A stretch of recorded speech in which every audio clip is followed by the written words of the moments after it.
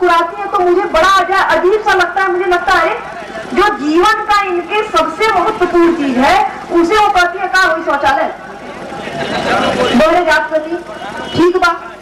अरे आप, मैं पूछती हूँ, आप प्रधान, सभी लोग आपने ग्राम पंचायत में सम्मानित ग्राम प्रधान बन के आए हैं, आपको वोट मिला है, आपको अगर जिम्मेदारी मिली है, मुखिया बनाए गए हैं, तो ये पूरी जिम्मेदारी आपकी है कि आपके ग्राम पंचायत में किसी भी महिला के साथ अभद्रता ना हो, किसी बेटी के साथ कोई गलत व्यवहार ना हो, कोई बच्चा अपंग ना पैदा हो।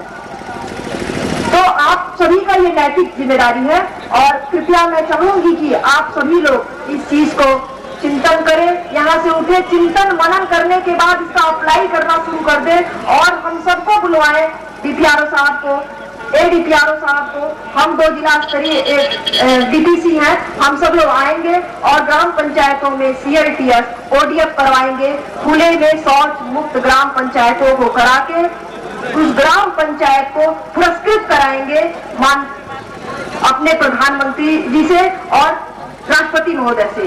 प्रधान जी तो हर बार आप बनेंगे, लेकिन गांव के लिए इतना बड़ा काम कर देना, एक बार ये अवसर मिलेगा, सिर्फ एक बार आप जाके हाथ मिलाएंगे और अपने ग्राम पंचायत को देश में, पूरे देश में एक अलग हिस्सा उसको बना के दिखाएंगे। तो ये अच्छी बात है, या जहां आप हर बार एक प्रधान के रूप में आते हैं और चुन लिए जाते हैं और वहां से चले जाते हैं 5 साल का कार्यकाल समाप्त करके, वो चाहते हैं, आप क्या चाहते हैं मैं आपसे जानना चाहती हूँ। और हमारे बीच में जिलाधिकारी महोदय भी आ गए हैं, तो मैं अपनी बातों को विराम देती हूँ। जय हिंद, जय भारत, जय स्वच्छता, स्वच्छ महाराजगंज, स्वच्छ महाराजगंज, जय स्वच्छता। धन्यवाद मैडम, आपने स्वच्छता के बारे में हमारी ग्राम पंचायत के समस्त प्रतिनिधियों को पाठ्य दिया। इसके बाद स्वास्थ्य से संबंधित हमारे बीच में हमारी ग्राम पंचायत के हित में, जनहित में बात रखने के लिए मैं आमंत्रित करता हूं डॉक्टर राकेश श्रीवास्तव जी हमारे बीच में उपस्थित हैं। आप समग्र स्वास्थ्य के बारे में, कार्यक्रमों के बारे में हम सभी को जानकारी देंगे। हमारे बीच में जिलाधिकारी महोदय का आगमन हो गया है, आपकी ओर से हम सभी लोग उनका स्वागत। डॉक्टर राकेश श्रीवास्तव जी, स्वास्थ्य संबंधी चर्चा।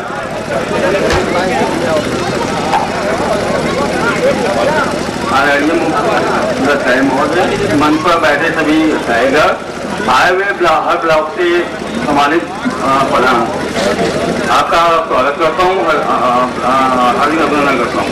मैं स्वास्थ्य विभाग से बोल रहा हूँ। जो भी स्वास्थ्य विभाग से योजना चल रही है उसके मैं बारे में बता रहा हूँ आपको। पहला है हमारे यहाँ RSK, राष्ट्रीय बाल स्वास्थ्य कार्यक्रम चल रहा है। उस सभी बच्चों का देखभाल किया जाता है। जो हमारी 2 टीम जाती है, एक टीम में 4 2 डॉक्टर होते हैं, एक एनएम होती है, एक ऑटोमेटिस्ट होते हैं।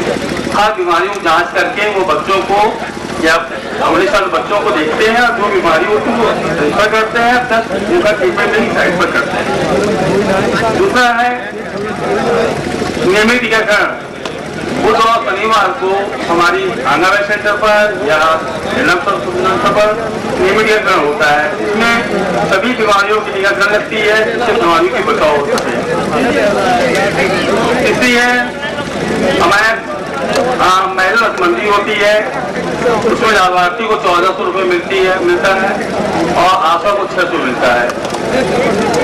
चौथे ये टीबी की निःशुल्क दवा। जिस व्यक्ति को खांसी 2 हफ्ते से अधिक आ रही है, उनका मुफ्त में बलगम की जांच की जाती है, एक्सरे की जाती है। अगर उसमें टीबी के लक्षण पाए जाते हैं तो उनको फ्री में टीबी की दवा दी जाती है। तो आपसे अनुरोध है, जिसको भी खांसी आती हो 15 दिन उसके अधिक से, सभी का मुफ्त बलगम जांच होगा। अगर बलगम जांच में कुछ पाया जाएगा टीबी के बैक्टीरिया, तो उनको मुफ्त दवा दी जाएगी और व्यक्ति उनकी इलाज फ्री में किया जाएगा। ऐसे ही कुष्ठ रोग की है इलाज, वो भी निःशुल्क होती है। किसी भी इंसान, किसी भी को भी खुलापन होता है या चकत्ते होते हैं, अगर उनको एहसास नहीं होता है, उस बीमारी की पहचान करके निःशुल्क दवा दी जाती है, जो कि कुछ लोग की दवा निःशुल्क दी जाती है, जो 6 महीना या 1 साल तक दिया जाता है। ऐसे हमारे यहाँ 102, 108 एम्बुलेंस चल रही है। 102 जो गर्भवती महिला के लिए, 108 सबके लिए है। तो वो निःशुल्क सेवा है, आप तुरंत फोन करेंगे, तुरंत वो पहुंचेंगे, 15-10 मिनट में आपको लेके वो हॉस्पिटल में पहुंचा देंगे। आपका एक अनुरोध है, कोई भी बीमार होता है उसको सरकारी हॉस्पिटल में दिखवाएं, क्योंकि आप प्राइवेट में ना जाए, ना झोला तो डॉक्टर बच जाए। इससे होता क्या, पैसा भी खर्च होता है, सही इलाज भी नहीं होता है, मरीज भी नहीं आता, पैसा भी खर्च हो जाता है। तो आप सभी सबसे अनुरोध है कि कृपया 108, 102 सरकारी हॉस्पिटल में जाएं, वहां दवा करवाएं।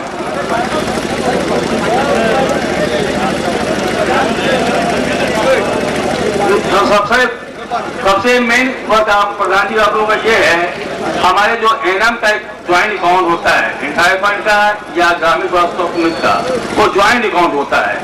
कुछ लोग जो नए हैं प्लान, कुछ लोग पुराने, कृपया आप लोग एनएम से मिलके अकाउंट खुलवा लीजिए। जो पैसा हमारे पास विभाग से जाती है आप इसमें उसको हम डाल दें, उसके आप नाली सफाई है, फॉगिंग है, जो भी हो सकता है उससे आप करवा लेंगे। इससे गाँव में जो एईएस और जेईएस बीमारियां हो रही है वो कम से कम होगी। तो वो पैसा आप जितने भी इसके अकाउंट नहीं खुले वो एनएम से मिलके नया अकाउंट खुलवा के उनका पैसा ट्रांसफर कर दिया जाए। और दूसरी बात, हाँ एक और है, जो ऐसे लोग भी हैं जिसकी आंख से दिखाई कम देती हो या आंख की रोशनी चली गई हो, उनका आंख का ऑपरेशन, मोतियाबिंद का ऑपरेशन फ्री में किया जाता है, निःशुल्क होता है, उनको चश्मा भी दिया जाता है। तो अगर ऐसे व्यक्ति मिलते हैं उनको आप भेजिए हॉस्पिटल में, उनकी जांच होगी कि अगर आंख की रोशनी कम हो गई है या रोशनी चली गई है, मोतियाबिंद हो गया, तो उनकी ऑपरेशन करके निःशुल्क चश्मा प्रदान किया जाएगा। ठीक है। एक चीज और देंगे, महिला नसबंदी होती है, क्योंकि आप लोग पुरुष नसबंदी को प्रेरित करें। पुरुष नसबंदी हमारे कम होती है, आप लोग प्रेरित करेंगे, पुरुष नसबंदी भी होगी, जिससे अच्छा टारगेट अचीवमेंट हम प्राप्त कर सकते हैं आपके द्वारा।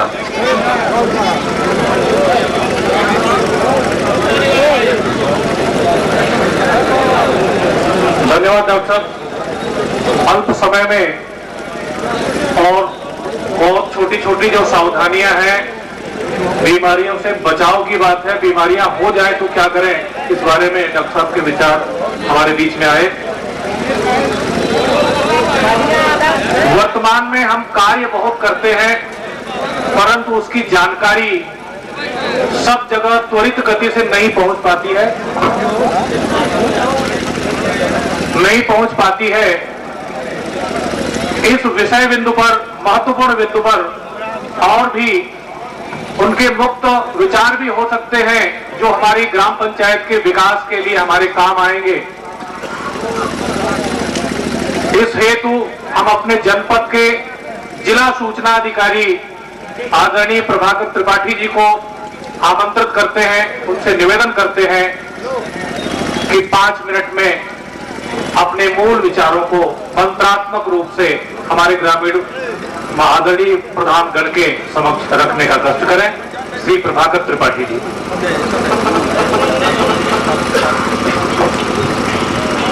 इस प्रशिक्षण सत्र का अध्यक्षता कर रहे आदरणीय जिलाधिकारी महोदय, मंच पर उपस्थित पंचायती राज विभाग के उप निदेशक गोरखपुर मंडल पटेल जी, जिला पंचायत राज अधिकारी महोदय, मंच पर उपस्थित सभी अधिकारीगण,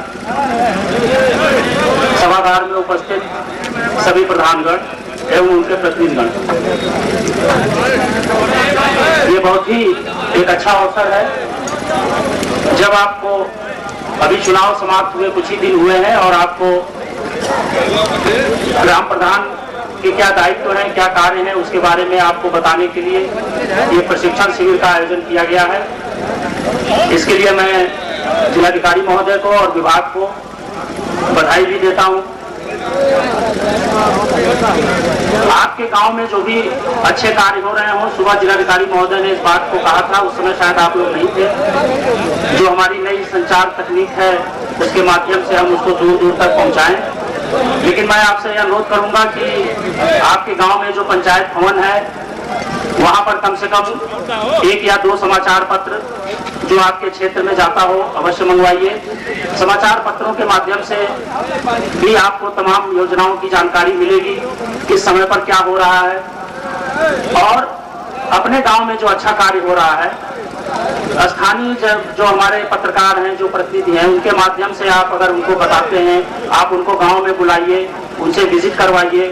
आप यहाँ जो अच्छे कार्य हो रहे हैं, निर्माण कार्य हो रहे हैं, कुछ विकास की योजनाएं चल रही हैं, उसके बारे में उनको बताइए, तो निश्चित रूप से वो समाचार पत्रों के माध्यम से आपकी बातों को दूर दूर तक पहुंचाएंगे और आपको इसका लाभ होगा। यहाँ पर स्वच्छता के बारे में, स्वास्थ्य के बारे में तमाम बातें हुई हैं।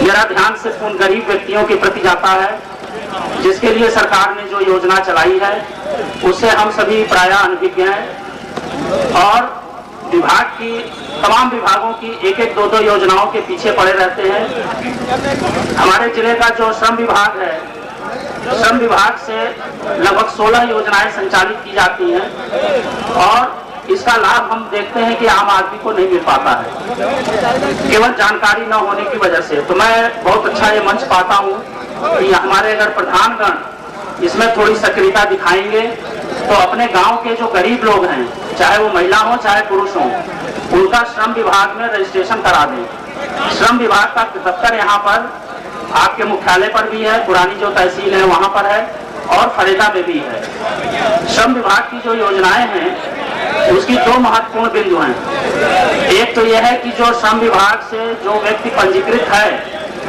वो यहाँ रहे, यहाँ रह करके काम करे, चाहे वो बंबई, कलकत्ता, दिल्ली कहीं भी चला जाए, लेकिन उसको उस योजना का लाभ अवश्य मिलेगा।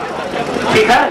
और दूसरा ये है कि श्रम विभाग की योजनाओं के लिए लाभान्वित करने के लिए कभी पैसे का अकाल नहीं रहता है।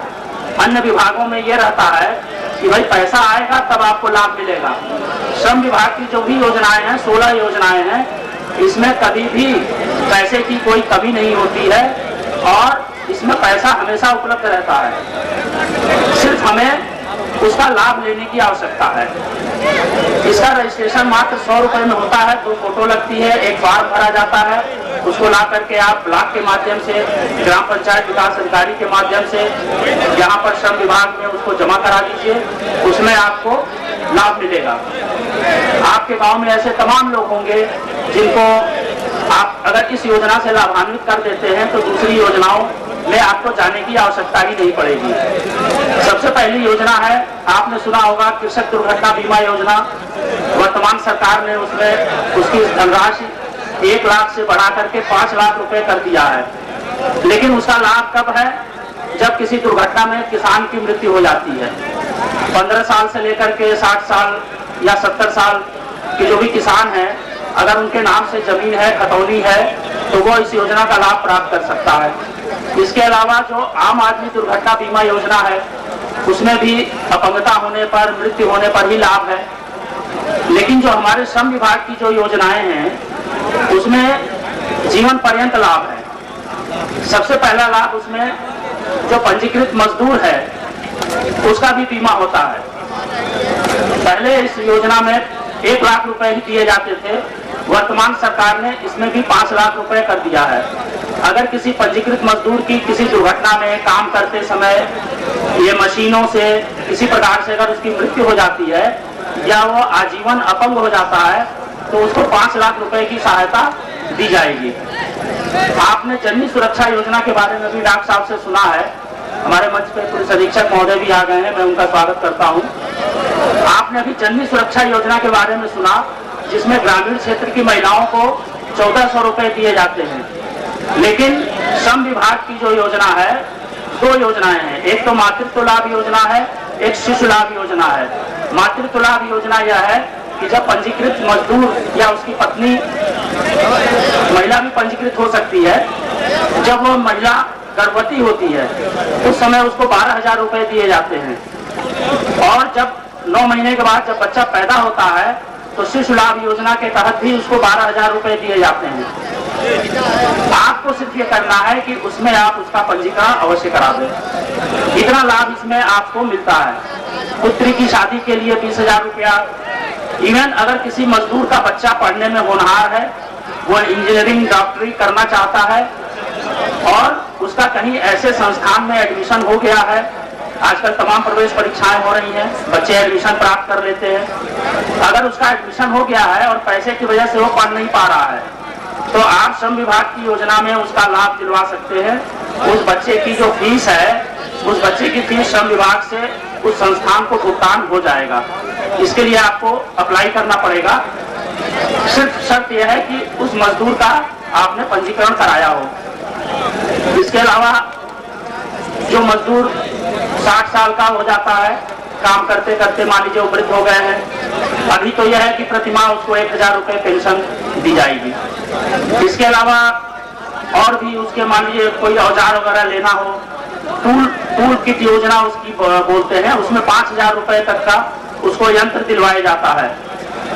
इसके अलावा अगर किसी मजदूर की मृत्यु होती है तो उसकी अंत्येष्टि के लिए 15000 रुपए दिए जाते हैं। मैं समझता हूं कि आपने कभी नहीं सुना होगा और हम लोग भी नहीं जानते हैं कि किसी विभाग में, सरकारी कर्मचारी हम लोग हैं इतने सालों से, किसी विभाग में इस प्रकार की कोई व्यवस्था हो कि उसके अंत्येष्टि के लिए पैसा दिया जाए।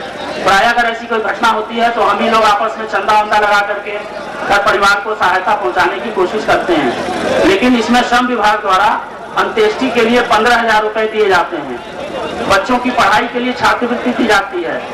जब कोई बच्ची 2 बच्चों तक है, अगर कोई बच्ची पैदा होती है तो उसके लिए 20,000 रुपया उसका फिक्स कराया जाता है, जो उसका 18 साल होने पर उसका 1 लाख रुपया या जो भी बनता होगा वो उसको उस समय प्राप्त होगा। चाहे वो पढ़ाई के लिए यूज करे, चाहे वो अपनी शादी के लिए आप उसका यूज करा सकते हैं। तो मेरा सिर्फ आपसे ये अनुरोध है कि, और मैं आपको बताऊं कि गांव में जितने प्रकार के काम होते हैं इस योजना में, वो सारे लोग इसमें लाभान्वित हो सकते हैं। कोई इसमें बैरियर नहीं है। 40-50 प्रकार के ऐसे काम हैं, चाहे वो सिलाई कढ़ाई का काम करता हो, चाहे वेल्डिंग का काम करता हो, चाहे जो भी मजदूरी का काम करता हो, चाहे वो ये जो बिल्डिंग वगैरह बनती है इसका निर्माण होता हो, वहाँ काम करता हो। तो ये सारे करीब 40 प्रकार के काम हैं जिसमें उनको लाभान्वित, उसमें काम करने वाले व्यक्ति महिला हो चाहे पुरुष हो, उसका अगर पंजीकरण हो जाता है तो ये लाभ उसको मिल सकता है। तो मेरा आपसे अनुरोध है कि आप श्रम विभाग से इसका एक लिफलेट भी मिलता है, वो अगर आप वहां से प्राप्त कर लें, आप उसका फॉर्म ले लें और उसकी फोटोकॉपी करवा के, आप सबसे बड़े आपके यहाँ 400, 500, 1000 मनरेगा के जॉब कार्ड धारक लोग हैं। सबसे पहले आप इन्हीं से शुरू करिए, क्योंकि इनका जो है पहले 90 दिन पर पंजीकरण होता था, अब शासन ने वो घटा करके 45 दिन कर दिया है, 50 दिन कर दिया है। तो अगर किसी व्यक्ति ने 50 दिन भी मनरेगा में मजदूरी की है तो उसका रजिस्ट्रेशन इसमें आसानी से हो जाएगा। मात्र ग्राम पंचायत विकास अधिकारी सर्टिफाई कर देंगे कि इन्होंने 50 दिन इसमें काम किया है। उसका दस्तावेज यह है कि उसने 50 दिन का भुगतान प्राप्त किया है, उसकी पासबुक है और सब चीजें हैं, तो उसका आसानी से हो जाएगा। इस प्रकार से हमारे प्रधानगण जो है वो श्रम विभाग की योजनाओं से अपने गांव के गरीब मजदूर लोगों को लाभान्वित कर सकते हैं। विशेष जानकारी के लिए फरीदा में और यहाँ पर 2 जगह श्रम विभाग का कार्यालय है, दोनों जगह अधिकारी कर्मचारी बैठते हैं, आप वहाँ संपर्क कर सकते हैं। बहुत बहुत धन्यवाद। जय हिंद। गाँव में बहुत बड़ी बड़ी योजनाएं दम तोड़ देती हैं और सच आदरणीय त्रिपाठी जी ने यथा विभाग स्वनाम धन्य श्रम विभाग के कोई यहाँ उपस्थित हुए या नहीं हुए, परंतु हमारे गांव में जो गरीब जनता रहती है, जो श्रमिक है, जन्म से लेकर के और मृत्यु तक कितनी सहायता की योजनाएं सरकार चला रही है, उसकी जानकारी वास्तव में मुझे भी नहीं थी, या हो सकता मुझे ही नहीं रही हो।